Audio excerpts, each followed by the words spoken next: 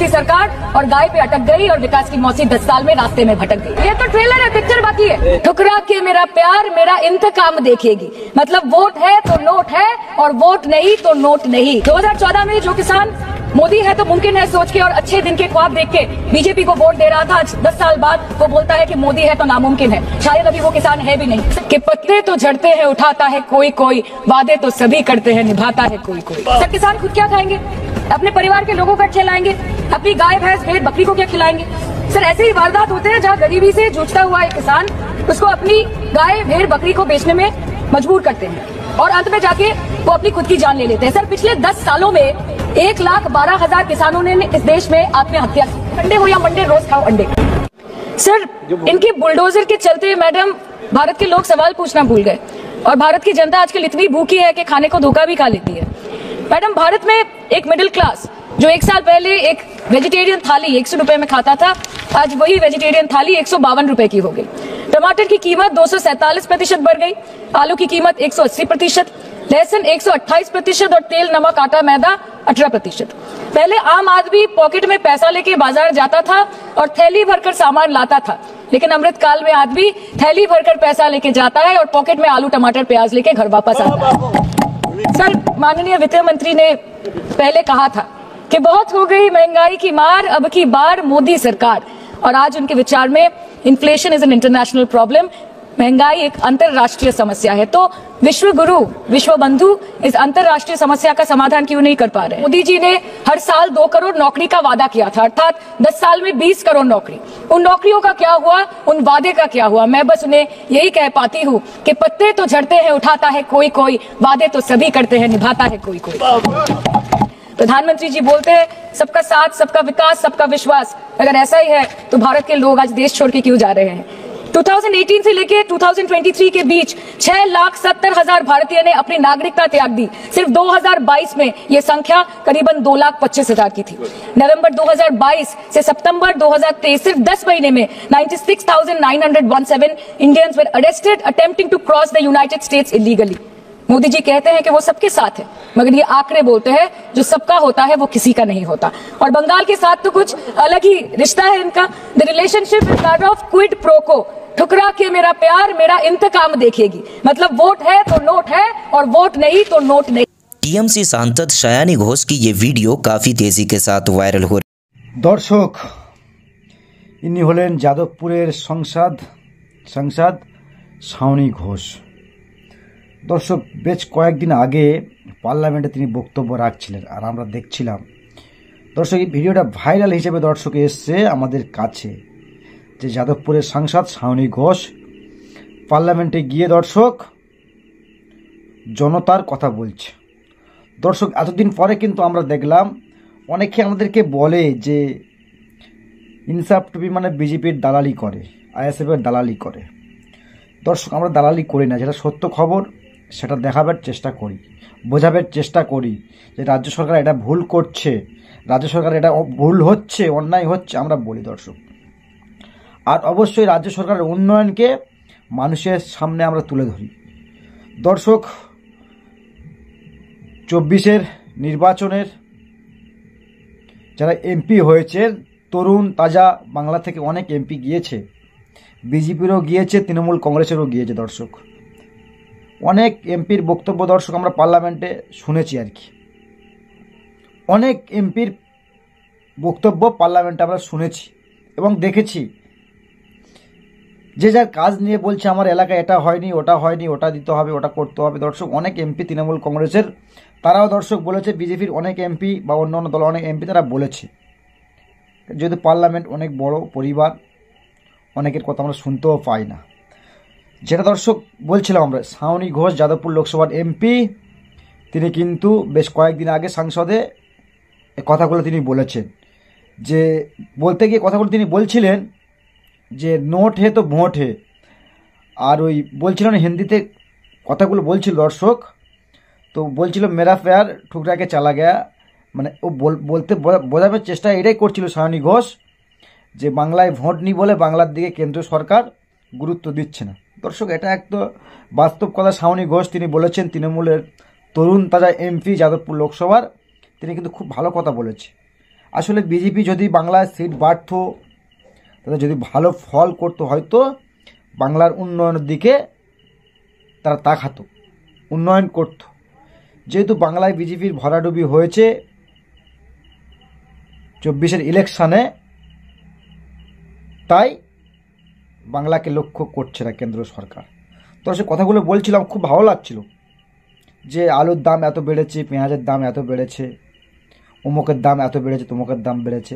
খুব ভালো লাগছিল দর্শক, খুবই শুনতে খুব ভালো লাগছিল দর্শক। এটা কিন্তু বলেনি সায়নী ঘোষ। অবশ্যই কেন্দ্র সরকারের পক্ষে এটা কম করা দরকার, কিন্তু যদি সরকার চলছে। আর আমরা তো মনে করি দর্শক, এটা সরকার চলছে না, বিজেপি যেটা চলছে সার্কাস চলছে। আমরা বিজেপির পক্ষে কথা বলি না। অনেকে আমাকে কমেন্ট করে আমরা বিজেপির পক্ষে কথা বলি। দর্শক, বিজেপির পক্ষে আমরা কোনোদিনই কথা বলি না, যেটা ভুল। দর্শক, সায়নী ঘোষ বলছিলেন আলু পেঁয়াজের দাম এত বেড়ে যাচ্ছে, বাজারে 1000 টাকা নিয়ে গেলে বাজার ভর্তি হচ্ছে না, কিনতে পারছি না, মানুষ বেরোজগার হয়ে যাচ্ছে দর্শক। আর তিনি বলেছিলেন চাকরি দেবো এত কোটি তত কোটি। দর্শক, তিনি ওয়াদা করেছিলেন, ওয়াদা নেবেননি মোদী সরকার, কেন্দ্রীয় সরকার নরেন্দ্র মোদী, তিনি ওয়াদা নেবেননি। কিন্তু 21-এর বিধানসভা নির্বাচনে রাজ্যের মাননীয় মুখ্যমন্ত্রী মমতা ব্যানার্জি তিনি বলেছিলেন যে আমাকে যেথাও আমি ডবল চাকরি দেবো। সেটা কোথায় গেল? ডবল যে চাকরি দেবে বলে बोल ना सावनी घोष जे वादा किया वादा निभाना नहीं जानता। हिंदी में बात कर रहा था वो सावनी घोष, যাদবপুর लोकसभा का एमपी बोल रहा था ऐसा। दर्शक बीजेपी नয় वादा করে वादाর ভঙ্গি করেছে, वादा পূরণ করেনি, এটা বাস্তব কথা, এটা অস্বীকার করার কিছু নেই। কিন্তু যে মমতা ব্যানার্জি 2021 সালে নির্বাচনে তিনি বলেছিলেন যে আমাকে জেতান আমি ডবল চাকরি দেব, দর্শক সেগুলো কোথায় গেল? ডবল চাকরি, এই ডবল চাকরিগুলো দর্শক কোথায় গেল? সাউনি ঘোষ এটা বলতে পারবে না, কারণ এই সিট ডানা সোজা নাই তো। এরই নেত্রী মানে এনারই নেত্রী রাজ্যের মাননীয় মুখ্যমন্ত্রী সে বলেছিল যে 2021-এ ডবল চাকরি দেবো।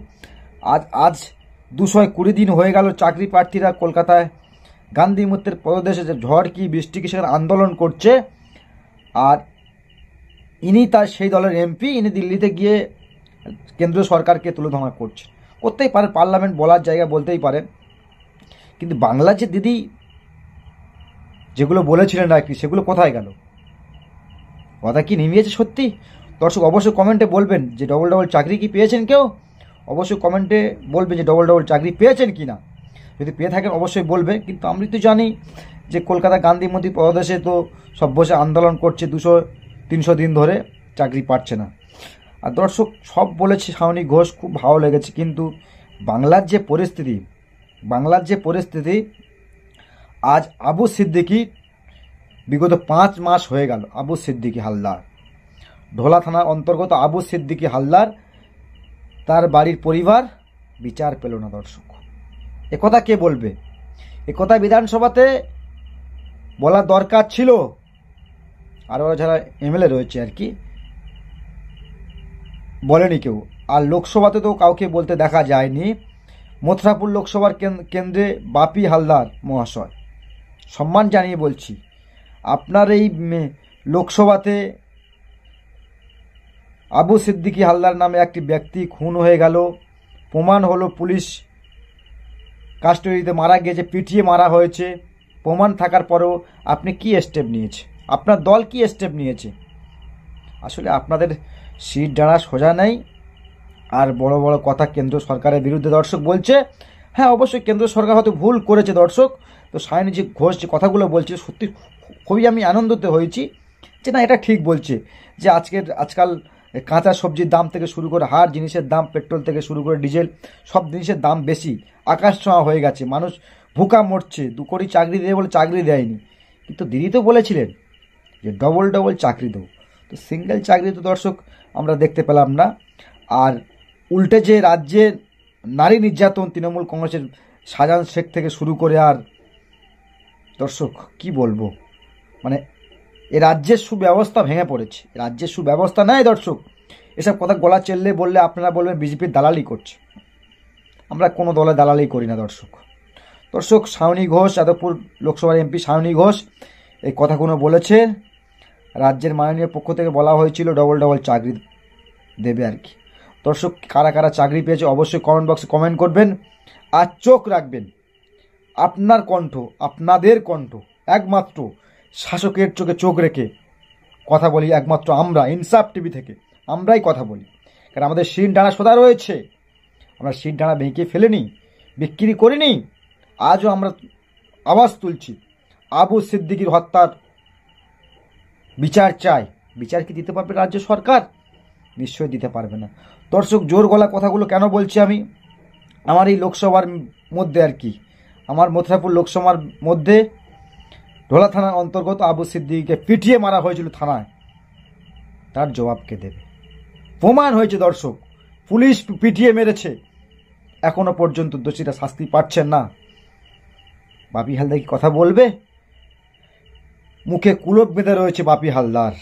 দর্শক মুখে কুলপ বেঁধে রয়েছে বাপি হালদার, মথুরাপুর লোকসভা কেন্দ্রের এমপি।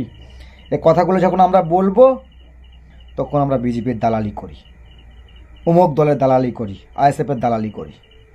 দর্শক কি বলবেন অবশ্যই কমেন্ট বক্সে কমেন্ট করবেন। আর চোখ রাখবেন ইনসাফ টিভিতে। সকলকে অসংখ্য ধন্যবাদ জানাই।